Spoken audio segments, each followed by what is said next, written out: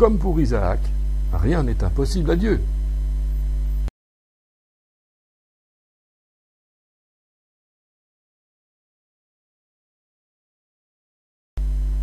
Certains hommes attendaient le Messie, mais ils ne savaient pas de quelle manière il se manifesterait à Israël. Les anciens enseignaient surtout un Messie libérant le peuple des Romains. Ainsi, des hommes appelés zélotes, assoiffés de justice et de liberté, organisaient des révoltes dans le pays. L'espérance de la venue du Messie était la raison de vivre en Israël. Ce fut Jean le Baptiste qui va commencer de faire la lumière en Israël.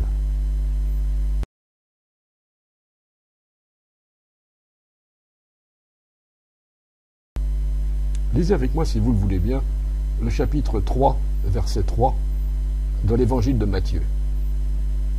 L'avez-vous reconnu? Pourquoi était-il le plus grand des prophètes?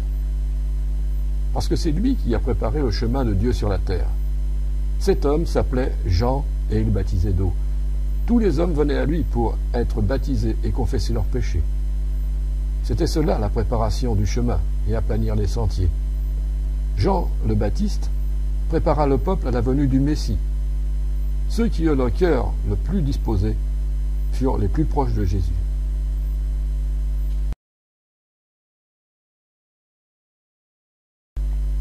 Lorsque le Messie fut prêt à se manifester à Israël, Jean le Baptiste dit à ses disciples: « Voici l'agneau de Dieu qui ôte le péché du monde. » Après avoir rassemblé plusieurs disciples, Jésus commença à enseigner le peuple. À cause de son influence, les scribes et les chefs religieux tentèrent à plusieurs reprises de lui tendre des pièges. Mais Jésus ne s'inquiétait de rien et il continuait à accomplir son œuvre.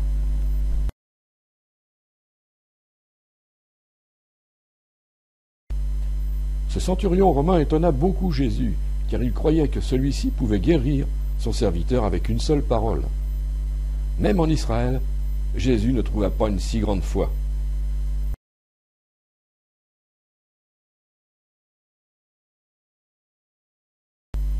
Une des choses que Jésus enseigna, c'est le pardon. Si les hommes ne se pardonnent pas, Dieu ne leur pardonnera pas non plus. En effet, cette femme vint supplier Jésus d'être pardonné pour ses fautes. Jésus fit beaucoup de miracles pour confirmer la véracité de ses paroles. Toutefois, ces œuvres merveilleuses rencontrèrent de plus en plus l'opposition, la jalousie et l'incompréhension. Aussi Jésus dénonça l'hypocrisie des scribes et des chefs religieux qui avaient pour but de le tuer. La résurrection de Lazare provoqua le complot contre Jésus. Mais celui-ci avait annoncé à ses disciples qu'il souffrirait, qu'il serait crucifié et qu'il ressusciterait le 3e jour. Avant son arrestation, à l'occasion du repas de Pâques, Jésus institua un nouveau signe. Celui-ci ne se rapporte plus à la délivrance d'Égypte, mais à la délivrance du péché qui retient l'homme en esclavage. Jésus devint lui-même l'agneau offert en sacrifice pour les péchés des hommes. Jésus n'a pas institué avec du pain et du vin un sacrement de purification des péchés, mais un souvenir, une attitude de reconnaissance envers Dieu pour l'offrande de son corps et de son sang. Seul le sang de Jésus-Christ lave les hommes de leurs péchés.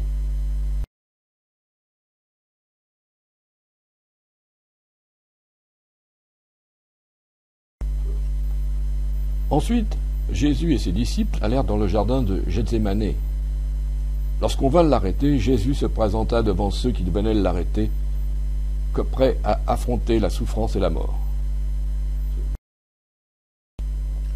La justice de Dieu exigeait la mort d'un agneau sans tache. Cet agneau est Jésus sur la croix. Il a porté tous nos péchés. Oui, tous, même ceux que nous ferons demain. Le sang versé à la croix est suffisant pour que Dieu pardonne aux hommes de bonne volonté. L'œuvre de Jésus a une portée universelle, car elle atteint tous les hommes depuis Adam jusqu'à la fin des temps. La crucifixion de Jésus est le commencement de la vraie vie. La mort de Jésus mit fin à l'alliance du mont Sinaï, car elle n'était que temporaire. Celle-ci a été remplacée par la nouvelle alliance inaugurée par son sang.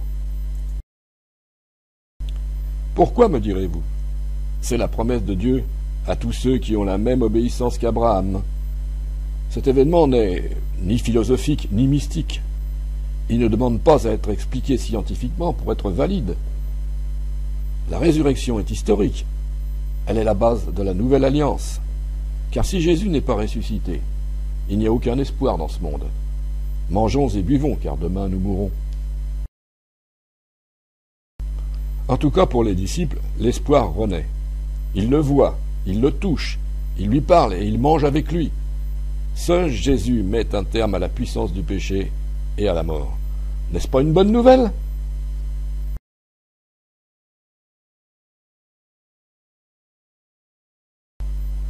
Si Jésus n'était pas ressuscité, la promesse de bénédiction sur toutes les nations ne pourrait pas s'accomplir.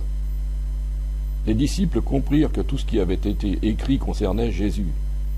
Il quitta ses disciples pour rejoindre son Père dans les lieux célestes. Dieu envoya le Saint-Esprit sur eux afin qu'ils puissent annoncer la bonne nouvelle et confirma leur ministère par des miracles.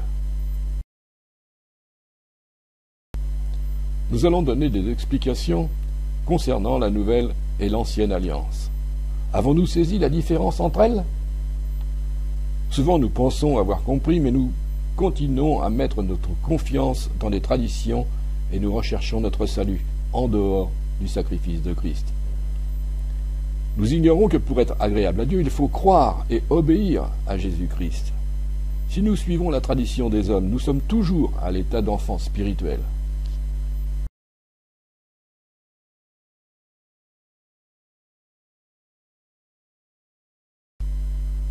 Voici le texte d'Hébreux chapitre 8, versets 6 à 13. Et si nous croyons, et si nous obéissons à la parole de Dieu, celle-ci pénètre dans nos cœurs.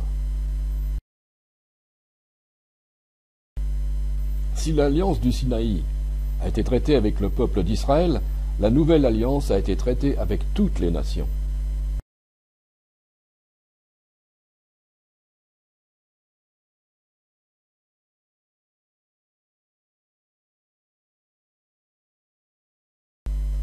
Vous avez devant vous le texte d'Hébreux, chapitre 10, versets 4 à 10. En effet, toute l'Écriture renferme le salut et la délivrance des hommes par l'offrande du corps de Christ. Car le sacrifice des animaux ne pouvait pas pardonner les péchés et satisfaire la justice divine.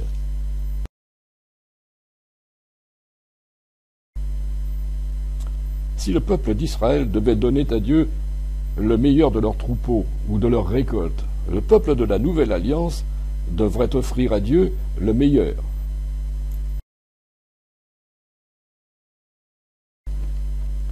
Si le peuple d'Israël ne devait pas tuer, ni commettre d'adultère, ni convoiter, ni mentir, le peuple de la Nouvelle Alliance doit avoir un esprit de réconciliation, de pardon, de compassion pour ses ennemis.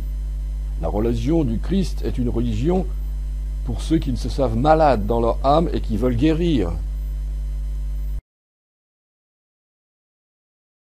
Sur cet écran s'affiche le texte de 2 Corinthiens chapitre 3 versets 7 à 17. D'après ce texte, toute personne qui aujourd'hui tient à observer l'ancienne alliance met sur son cœur un voile et ne peut voir la loi de Dieu. Il est comme un enfant et il reste au lait sans parvenir à la connaissance réelle de Christ.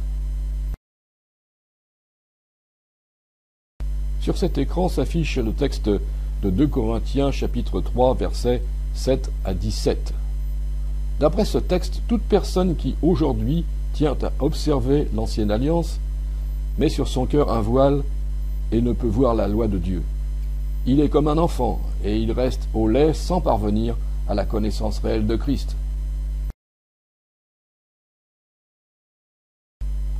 Depuis que Jésus est venu, le service religieux du tabernacle ou du temple a été aboli. Jésus est devenu le souverain sacrificateur qui est entré dans la présence de Dieu avec son propre sang.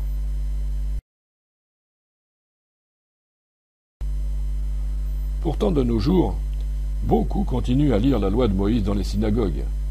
Mais est-ce leur sincérité qui va enlever leur voile? Non, car le juif et le non-juif doivent tous les deux être pardonnés par Jésus-Christ. Si autrefois, la terre, le temple et le Messie unissaient le peuple d'Israël malgré les épreuves, quelles sont aujourd'hui les bases de leur unité? Quelle est leur espérance? Ces enfants qui sont en train d'étudier la Torah vont retirer de nombreux bienfaits pour leur vie, mais connaîtront-ils l'essentiel? La réconciliation avec Dieu par la foi en Jésus.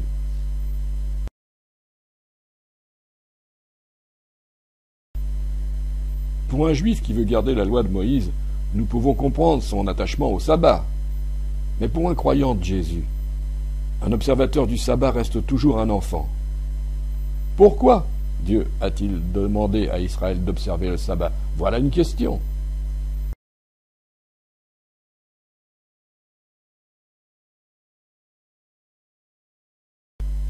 Le peuple d'Israël avait besoin de se sanctifier et d'apprendre à être reconnaissant. Le peuple attendait la fin du sabbat pour recommencer à trafiquer leur balance et à vivre injustement.